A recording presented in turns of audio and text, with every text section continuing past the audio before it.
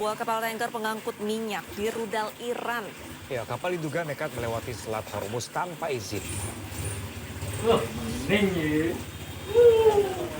Kobaran api masih terlihat menghauskan kapal tanker rudal milik Thailand. Kapal nekat melintas tanpa izin Iran. Sebelumnya sejumlah kapal tanker sudah diizinkan melintasi Selat Hormuz setelah upaya negosiasi dengan Iran.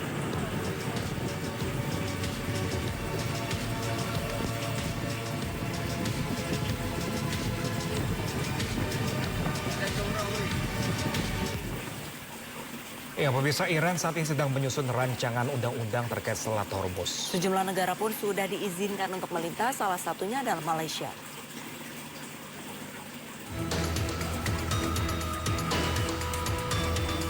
Kali ini mereka mengizinkan negara sahabat untuk bisa melintasi Selat Hormuz. Sejumlah negara yang diizinkan melintas adalah Cina, Rusia, Pakistan, Irak, dan India.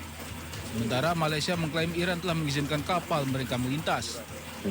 Terima kasih kepada Presiden Iran kerana awal memberi laluan dan sekarang kita dalam proses untuk melepaskan kapal minyak Malaysia dan pekerja yang terlibat supaya dapat meneruskan perjalanan mereka.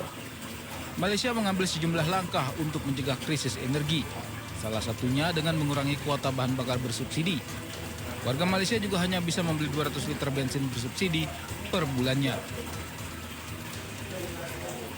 Ya, pemirsa, Israel juga menyerang fasilitas industri besi Iran di 2 lokasi. Tak hanya merusak dan melumpuhkan, serangan Israel juga menewaskan seorang pekerja.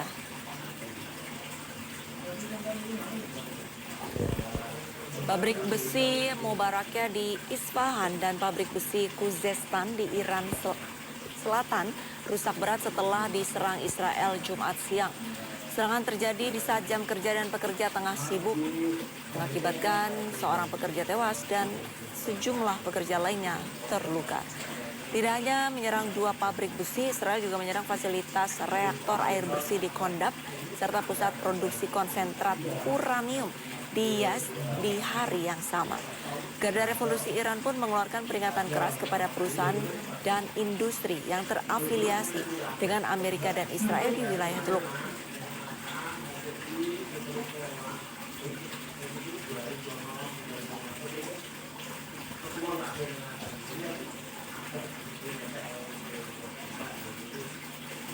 Serangan Amerika Israel tak hanya menyasar ibu kota Iran, Teheran. Ya, serangan juga menyerang pusat religi kota Qum yang menewaskan sedikitnya 6 orang.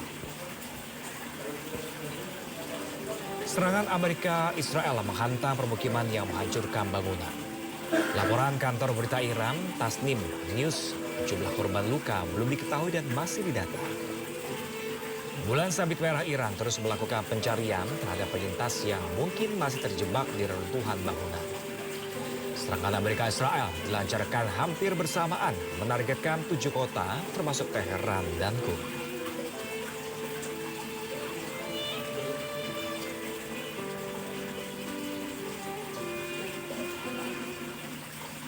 Ya, pemirsa, di tengah perang yang sedang berlangsung, Presiden Iran Masud Pezeshkian mengunjungi supermarket dan menemui warga. Pezeshkian mengecek stok kebutuhan pokok dan memastikan distribusi untuk warga aman.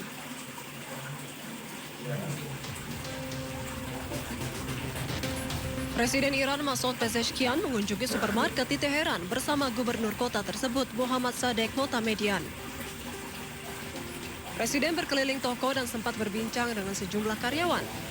Kunjungan terlihat santai tanpa pengawalan meski serangan udara dari AS dan Israel masih berlangsung. Dalam kunjungan ini, Presiden juga menyapa sejumlah warga Iran. Kunjungan digelar mendadak dan baru diketahui publik setelah media pemerintah Iran menayangkan rekaman kegiatannya.